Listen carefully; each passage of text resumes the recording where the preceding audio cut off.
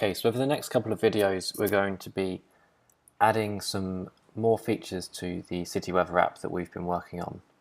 So the biggest change is going to be adding more screens. So up until this video we just had everything up until this tab bar down here.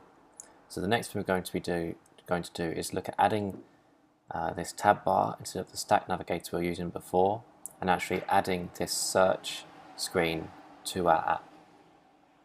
So this search page will contain a box for us to input text and a button for us to actually make a search, and this will actually check the API to see if there are any cities that match our search. So if I show you an example of what this can do, if I type in London here and then tap on search, you can see it's updating our screen with the results that it's found. And again, like we made in the previous video, you can click on this and have more information shown in an overlay onto the screen.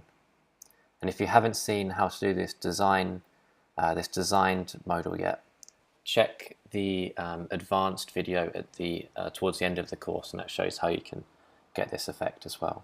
But yeah, so over the next couple of videos we're going to be looking at how we can update our app to first add this tab navigator, and how we can work with text input and actually make requests to the API and update our screen.